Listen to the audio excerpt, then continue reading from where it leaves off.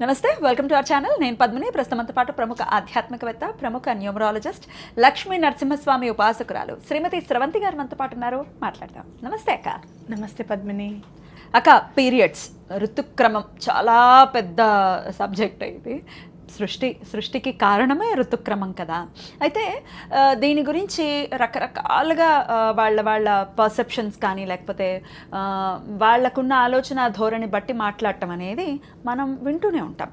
Social media ఇంత వాస్ట్గా పెరిగిన తర్వాత పీరియడ్స్లో మీరు గుడికి వెళ్ళిపోవచ్చు అని ఒకరు అంటారు. దానికి చప్పట్లు కొడతారు ఆడాళ్ళు. కాదు, మీరు రెస్ట్ తీసుకోవాలి అని ఖచ్చితంగా చెప్తూ ఉంటారు చాలామంది. చాలామంది అడుగుతూ ఉంటారు, పీరియడ్స్లో మరి మంత్రం చదివేయచ్చా అని అంటూ ఉంటారు. పీరియడ్స్లో ఉన్నటువంటి తప్పేమిటి? అది నేచర్ పెట్టిన ఒక ఋతుక్రమం కదా, దాన్ని ఎందుకు అంటుగా చూడాలి అని కొంతమంది అంటారు. ఇట్లా రకరకాల థాట్ ప్రాసెస్ అక్క. అసలు ఇంతకీ పీరియడ్స్లో మనం ఏం చేయాలి, ఏం చేయొద్దు, పీరియడ్స్ని ఎట్లా చూడాలి, ఇవన్నీ ఒక్కసారి మీ ద్వారా. పీరియడ్స్ రాకపోతే అసలు ఏమీ లేదు, ఇంకా పిల్లలే లేరు, ఏమీ లేదు, ఆరోగ్యం లేదు, జీరో కదా. పీరియడ్స్ని ఎలా చూడాలి? ఇక్కడ చెప్పాలంటే మనం ముందు అంబుబాచి మేళ గురించి చెప్పుకోవాలి. అమ్మవారు ప్రతి సంవత్సరం 3 రోజులు ఆవిడకి, అంటే ఒక సంవత్సరం ఒక నెలతో సమానం అనుకోవచ్చు, అంతే కదా. అంతే. మరి ఆ 3 రోజులు అమ్మవారి తలుపు కూడా మూసేస్తారు, ఆవిడకి రెస్ట్ ఇస్తారు. శక్తి స్వరూపిణి కదా, అందరికీ తల్లి కదా, ఆవిడికి కూడా రెస్టే అక్కడ. ఆ రెస్ట్ని పురస్కరించుకుని ఓహో, ఆడదానికి ఈ 3 రోజులు మనం రెస్ట్ ఇవ్వాలి అని చెప్పి మనని పక్కన కూర్చోమన్నారు. ఇంకా గుడికి ఎందుకు వెళ్ళకూడదు అని అంటే కనుక, మీరు ఎప్పుడన్నా చూడండి, ముట్టైన వాళ్ళకి, అంటే డేట్ వచ్చిన వాళ్ళకి ఆకలి అధికంగా ఉంటుంది. ఎప్పుడైతే ఆకలి అధికంగా ఉందో, తినాలనిపిస్తుంది టైంకి ఉందో, వాళ్ళ ఋతుక్రమం సరిగ్గా ఉంది అని గుర్తు మనకి.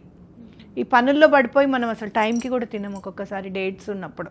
కడుపు నొప్పితో కూడా తినబుద్ధి వేయదు. అంటే ఏంటి, వాళ్ళకి ఏదో ప్రాబ్లం ఉంది లైట్గా అనేది, అదేదో చాలా పెద్ద ప్రాబ్లం అని కాదు, లోపల ఏదో ప్రాబ్లం ఉంది. 40 years తర్వాత, 45 years తర్వాత అది ఫైబ్రాయిడ్ రూపంలో అట్లా ఇట్లా, లేకపోతే ఒక చిన్న సిస్ట్ రూపంలో అది బయటపడుతుందని మనం అనుకోవచ్చు అన్నమాట. అంటే రెస్ట్ లేదు కదా మనకి. రెస్ట్ లేనప్పుడు ఖచ్చితంగా ఈ నొప్పులు భరించాల్సిందే. ఈ 3 రోజులు ఎందుకు పక్కన కూర్చోమన్నారు అని అంటే, మనలో ఎనర్జీ ఉంటుంది, శక్తి ఏదైతే ఉంటుందో ఆ శక్తి ఎప్పుడు కూడా కిందకు ప్రవహిస్తూ ఉంటుంది. అర్థమైందా? అందుకే జననాంగాలు కిందకు ఉన్నది. అర్థమైందా? కేంద్రీకృతమై ఉంటుంది, వెళ్ళిపోతుంది బయటికి. ఎప్పుడు కూడా ఎనర్జీ మనకి ఇట్లా పాస్ అవుతూ ఉంటుంది. మనం ఇలా తింటాం, కిందకి వెళ్తుంది బాడీలోకి, అవునా కదా. వేస్ట్ మెటీరియల్ అంతా, జననాంగాలు అంతా కూడా టువర్డ్స్ డౌన్ డైరెక్షన్లో వెళ్తుంది అని మనం గుర్తుపెట్టుకోవాలి. బికాస్ ఆఫ్ గ్రావిటీ కూడా అట్లా డిజైన్ చేశాడు భగవంతుడు, అంతే కదా. అయితే పీరియడ్స్ ఉన్నప్పుడు ఆ ఎనర్జీ అనేది పైకి కూడా ఎగతన్నుతుంది మనకి. అండ్ ద మోస్ట్ సేక్రెడ్ ఏమన్నా ఉంది అంటే, పీరియడ్స్ వచ్చినప్పుడు మన బాడీ మోస్ట్ సేక్రెడ్ అంటే ఏంటంటే, చాలా పునీతమైన బాడీ ఏదన్నా ఉంది, 10 మంది ఆడవాళ్లలో పునీతంగా ఉంది ఒక బాడీ, సేక్రెడ్గా ఉంది అంటే డేట్ వచ్చిన వాళ్ళది. మరి ఇంత పునీతంగా ఉన్న వాళ్ళు గుడికి ఎందుకు వెళ్ళకూడదు అంటే, అక్కడ హయ్యర్ ఎనర్జీ ఉంటుంది, ఇక్కడ హయ్యర్ ఎనర్జీ ఉంటుంది. Doesn't match. ఎక్కువ అయిపోతుంది, మనం భరించలేం, దాన్ని తట్టుకోలేం.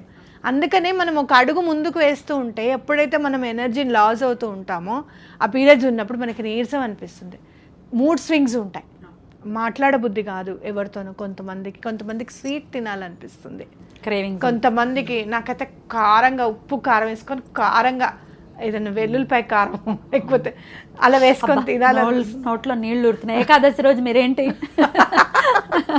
అలా తినాలనిపిస్తుంది. అలా కొంతమందికి ఒక ఫుడ్ మీద ఉంటుంది, కొంతమందికి మూడ్ స్వింగ్స్, ఎవరినన్నా పడుకోవాలని ఎక్కువగా అనిపిస్తుంది, అవునా కదా. ఆ ఎనర్జీ అనేది ఎలా మనము యూటిలైజ్ చేసుకుంటున్నాము అనేది తెలియక ఈ బాధలన్నీ. ఇప్పుడు పక్కన కూర్చోమంటే ఏం చేయాలి, ఏం చేయద్దు, కూర్చోవాలి అంతే. ఆ ఎనర్జీ దాని పని అది చేసుకుని వెళ్ళిపోతూ ఉంటుంది. అమ్మో, రేపు పొద్దున్న 4వ రోజు ఇవన్నీ తడపాలి, చెయ్యాలి, ఈ మీదే ఉంటుంది దృష్టి అంతా, అవునా కదా. క్లెన్సింగ్ మీద ఉంటుంది, బాడీ క్లెన్సింగ్ మీద. మనం ఎప్పుడెప్పుడు ఫస్ట్ రోజు బాగుంటుంది కూర్చున్నప్పుడు, ఏ పని చేయకుండాను. ఇక రెండో రోజు పర్వాలేదు, మూడో రోజు అయితే విసుగు పుడుతుంది. ఏమిట్రా బాబు ఇవి ఎప్పుడు పోతాయో ఏంటో అసలు అనిపిస్తుంది పిల్లలు పుట్టిన తర్వాత, అనే కదా.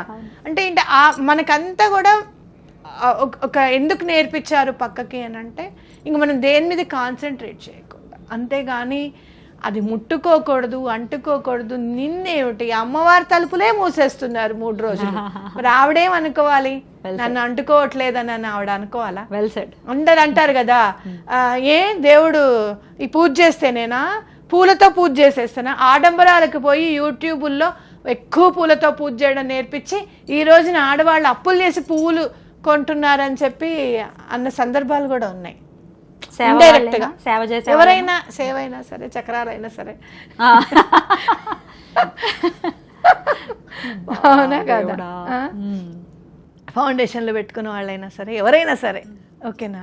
కానీ మనం ఏమనుకుంటామంటే ప్రకృతిని ఎక్కువగా అమ్మవారికి సమర్పిస్తే, ఎక్కువగా పూజ చేస్తే అమ్మవారు మనకి ఇస్తుందని కదా మనం చేసేది. మరి 3 రోజులు క్లోజ్ చేస్తున్నారే ఆవిడ, మరి సృష్టి అంతా ఆపేయాలి, నన్ను దూరం పెడతారా, నన్ను ముట్టుకోవద్దంటారా, మీ పని చెప్తానని చెప్పాలి కదా ఆవిడ.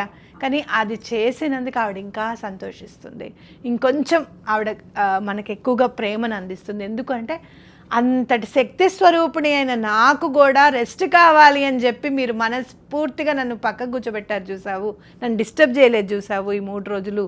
అందుకు నేను మళ్ళీ మీకు చక్కగా ఇంకొంచెం నేను చేస్తాను, మీరు అడిగిందల్లా ఇస్తాను అని చెప్పి అంటుంది అమ్మవారు. అది మనం గుర్తుపెట్టుకోవాల్సిందే. ఇంకొకటి, ఎప్పుడు కూడా మా మైత్రికి నాకు కూడా గొడవ అవుతుంది ఈ విషయంలో. వాళ్ళు జెన్జీలో ఏదోటగా ఇప్పుడున్న గంజి కోపం వస్తుంది ఇప్పుడు వాళ్ళకి. కొన్ని సందర్భాల్లో మాత్రం వాళ్ళని చూస్తే నాకు సంతోషం అనిపిస్తుంది. ఎక్కడంటే ఎవరైనా తిట్టినా పట్టించుకోరు, ఎవరైనా మెచ్చుకున్నా హ్యాపీగా ఫీల్ అవ్వరు. మన జనరేషన్లో ఎవరైనా మెచ్చుకుంటే మనకి విపరీతమైన ఇష్టం. 10 మంది మెచ్చుకుని మనం అంటాను చూసావా, ఒక్కళ్ళు నెగిటివ్ కామెంట్ పెడితే బాధ అనిపిస్తుంది పద్మిని అని అంటాను చూసావా, అది మన జనరేషన్. కానీ ఇప్పుడున్న జనరేషన్కి నువ్వు మెచ్చుకుంటే నాకెందుకు, తిడితే నాకెందుకు అనే స్టేజ్కి వచ్చేసారు. వెరీ బ్యాలెన్స్, బ్రహ్మానందంలో. అవును, అంతే కదా, అది ఒక మంచి క్వాలిటీ. డెఫినెట్లీ. కానీ ఇది అంటే నిశితంగా పరిశీలించకుండా ఫెమినిజం నుంచి సూడో ఫెమినిజంలోకి వెళ్ళిపోతే మాత్రం అది రాంగ్ అని అంట. మీరు ఒకటే గుర్తుపెట్టుకోండి, సనాతన సాంప్రదాయంలో ఆడదానికి ఇచ్చినంత విలువ ఎక్కడ దేనికి ఇవ్వలేదు. దేనికి పర్టికులర్ రీజన్ ఉంటుంది, కాకపోతే ఆ రీజన్కి ఎంత గట్టి పునాది ఉంది అనేది మనకు తెలుస్తుంది ఖచ్చితంగా. కాబట్టి పీరియడ్స్ ఉన్నప్పుడు పక్కకు కూర్చోవాలనుకున్నది, మీ ఎనర్జీ అనేది ఎలా ఉంటుందంటే any sort of the energy can attract. అందుకనే పిల్ల పెద్ద మనిషి అయిన తర్వాత 3 నెలల వరకు దాటనివ్వకండి పొలిమేర అని అంటారు. ఎందుకు అని అంటే ఎన్నో సార్ట్ ఆఫ్ నెగిటివ్ ఎనర్జీస్ ఏమన్నా పట్టుకోవడానికి అవకాశం ఉంటుంది ఆ టైంలో అని చెప్పి చెప్తారనమాట. మీరు ఈ మాట అన్నారు కాబట్టి నాకు ఒక క్వశ్చన్ వచ్చినాక, ఫస్ట్ టైం పీరియడ్ అయినప్పుడు కానీ ఏ తిథి రోజు అయ్యింది అనేది చూసుకుంటారు కదా, ఆ తిథి అప్పటి వరకే పరిమితమా, లేకపోతే మనం రెగ్యులర్ సైకిల్లో తిథులు కూడా ఏమైనా రోల్ని ప్లే చేస్తా? లేదు, తిథులు కూడా రోల్ని ప్లే చేస్తాయంటే మన మీద జాతక చక్రాల మీద ఏం ప్లే చేయవు. మనం ఎప్పుడైతే ఫస్ట్ పెద్ద మనిషి అయినప్పుడు తిథి ఉంటుందో వారం చూస్తారు, టైం చూస్తారు, అన్నీ చూస్తారు. ఏదైనా టైం బాగోలేదు అని అంటే పర్టికులర్ డైటీని మీరు మెయిన్ శివుడికి చెప్తూ ఉంటారు, ఓకేనా. అవి చేసేసుకుంటే ఇంకా ఆ దోషం ఏం పోదు. ఎందుకంటే పూర్వం ఉండేది, ఎందుకు పెళ్ళి చేసేసేవాళ్ళు కదా, అమ్మాయి దాన్ని ఏమంటారు పెద్ద మనిషి అవ్వకుండా చేసేసేవారు కాబట్టి వాళ్ళకి ఎక్కువగా ఇంపాక్ట్ ఉండేది. ఇప్పుడు అట్లా ఏం లేదు. రజస్సులు అయిన తర్వాత ఆల్మోస్ట్ మనం 10 ఏళ్ళు అమ్మ వాళ్ళ ఇంట్లోనే ఉంటున్నాం. ఇంకా వాళ్ళకేం ఎఫెక్ట్ ఏమి ఉండదు. ఇక్కడ జరగాల్సింది ఏదైనా జరిగిపోతుంది, మనకు అంత బాధ లేదు. మనం భగవంతుడిని ఎక్కువగా పూజించడము అనేది కనుక మనం పెట్టుకుంటే కనుక ఆ దోషం కూడా తొందర నెమ్మదిగా తొలగిపోతుంది అని చెప్పుకోవచ్చు అనమాట. కలర్ థెరపీ ఏమైనా రిలేట్ అయ్యిందా పీరియడ్స్తో? మూన్ గురించి తెలుసుకుంటే కనుక నేను మొన్న అసలు యూనివర్స్ అమేజింగ్ పద్మిని. నేను మొన్న పిల్లలతో బయటికి వెళ్తున్నా, వాళ్ళు నేను ఎక్కడికన్నా నాకు కొంచెం ఏమైనా బాధ అనిపిస్తే వాళ్ళకి ఏమనిపిస్తుంది అంటే బయటికి వెళ్దాం, హోటల్కి వెళ్తే నార్మల్ అవుతుందమ్మా అనే ఫీలింగ్లో ఉంటారు వాళ్ళు. సరే అని చెప్పి వెళ్దాం అని అంటే సరే అని వెళ్తే అక్కడ నేను బయట చూసుంటావేమో నువ్వు, రెడ్ మూన్ అని చెప్పి వచ్చింది, మీరు ఫోటో కూడా పెట్టారు. నాకు చాలా ఆశ్చర్యంగా అనిపించింది. ఎప్పుడు బ్లూ మూన్ పింక్ మూన్ అన్నవే కానీ రెడ్ మూన్ నేను అప్పుడే చూశాను నిజంగా చెప్పాలంటే అని చెప్పి వెంటనే స్టేటస్ లో పెట్టాను. బహుశా నువ్వు ఇది చెప్పబోతున్నావు అని చెప్పి నాకు ఇండికేషన్ అనిపిస్తుంది యూనివర్స్ కి. ఎందుకంటే మనం సైకిల్స్ కూడా రెడ్ మూన్ సైకిల్, అలాగే వైట్ మూన్ సైకిల్, అలాగే పింక్ మూన్ సైకిల్స్ అని ఉంటాయి. మీరు చూస్తే కనుక ఎప్పుడన్నా కడుపున పడ్డారు అనగానే మా బామ్మ అడిగేది పౌర్ణం ముందే పౌర్ణం తర్వాత ఎప్పుడు అని అనేది. వాళ్ళకు లెక్కలు ఉండేవన్నమాట. ఓకే, అట్లా అంటే మన సైకిల్ ఎట్లయితే మూన్కి రిలేటెడ్ ఉందో, లూనార్ 28 డేస్కి 1 మంత్ అయిపోతుంది కదా, మనకు కూడా అలానే 28 డేస్కి మెన్స్ట్రువల్ సైకిల్ వస్తుంది. We are related to totally moon అనమాట. అందుకే అమ్మవారు ధరిస్తారు, శివుడు కూడా అందుకే చంద్రుడిని ధరిస్తాడు అనిపిస్తుంది నాకంటే. మన సృష్టి కార్యానికి ఏదైతే ఇంపార్టెంటో మూన్ మనకి చాలా రిలేటెడ్ అని చెప్పుకోవచ్చు. అని చెప్పినప్పుడు మనం ఈ రెడ్ మూన్ అంటే ఏంటి, వైట్ మూన్ అంటే ఏంటంటే, వైట్ మూన్ అంటే మనకి న్యూ మూన్ అప్పుడు, అమావాస్య అప్పుడు మనకి కనుక డేట్ వస్తే we are in that month we are related to white moon cycles. అంటే ఏంటి వైట్ మూన్ సైకిల్, దాన్ని మనం ఎలాంటి జాగ్రత్తలు తీసుకోవాలి ఏంటి అనేది కలర్ థెరపీలో తెలుస్తుంది మనకి. అలాగే ఒకవేళ పౌర్ణమి నాడు మనకి కనుక డేట్ వస్తే కనుక రెడ్ మూన్ సైకిల్ అంటారు అనమాట. ఇప్పుడు మనకి చూస్తే ఈ పౌర్ణమి నాకు తెలిసి మూన్ రెడ్గానే కనపడాలి ఈసారి ఇప్పుడు వచ్చేది. ఎందుకంటే మొన్న నేను వెళ్ళినప్పుడు అధికం అవుతున్నాడు కదా చంద్రుడు, శుక్లపక్ష చంద్రుడు కదా, సో అది రెడ్ కలర్ లో కనపడింది అష్టమి నాడు అని అంటే మనకి పౌర్ణమి కూడా డెఫినెట్ గా రెడ్ మూన్ లోనే కనిపించాలి. సో మనం పౌర్ణమి అప్పుడు కనుక డేట్స్ వస్తే దాన్ని రెడ్ మూన్ సైకిల్ అంటారు అనమాట. ఓకేనా. ఈ మధ్య కాలంలో వచ్చింది పింక్ మూన్ సైకిల్. మీరు చూడండి, రెడ్ వైట్ కలిపితే ఏ కలర్ వస్తుంది, పింక్ వస్తుంది. సో కలర్ థెరపీ మనకి ఈ మెన్స్ట్రల్ సైకిల్స్లోను, ఫర్టిలిటీలోను, పిల్లలు పుట్టడానికి ఈ కలర్ థెరపీ అనేది చాలా బాగా పనిచేస్తుంది. మీరు వేసుకున్న డ్రెస్ దగ్గర నుంచి, మీరు తినే తిండి దగ్గర నుంచి ఏ కలర్లో ఉండాలో గనక మీరు తెలుసుకుని ఉంటే గనక డెఫినెట్గా యూనివర్స్ మనకి హెల్ప్ చేస్తుంది అనేది గుర్తుపెట్టుకోండి. అంటే సమస్యలను అధిగమించడానికి కోసం కూడా ఇది మనం హేతు అవుతుందా? ఇది ఇవాళ నువ్వు డ్రెస్ వేసుకున్నావు కదా, పర్పుల్ అండ్ పింక్, నువ్వు వేసుకున్నప్పటి నుంచి you are thinking that you are looking more bright. ఇవాళ నేను చాలా బాగున్నాను అన్న ఫీలింగ్ నువ్వు అద్దంలో చూసుకున్నప్పటి నుంచి కెమెరా ముందు నువ్వు మాట్లాడుతున్న దాకా నీకుంది ఆ ఫీలింగ్, ఉందా లేదా? ఉందక్క. కలర్స్ అనమాట దాని, అది కలర్ మీద. సో మనం ఆ కలర్ థెరపీ మీద మనం అంత బాగా మనం ఇంట్లో అన్నీ కూడా అరేంజ్ చేసుకోవచ్చు. కాబట్టి ఎవరికన్నా ఫర్టిలిటీ ప్రాబ్లం ఉంటే కనుక, పిల్లల కోసం ఎవరైనా చూస్తున్నాము, పీసీఓడి అలాంటి ప్రాబ్లమ్స్ ఏమైనా ఉంటే కనుక తప్పకుండా ఈ కలర్ థెరపీని ఆశ్రయించవచ్చు.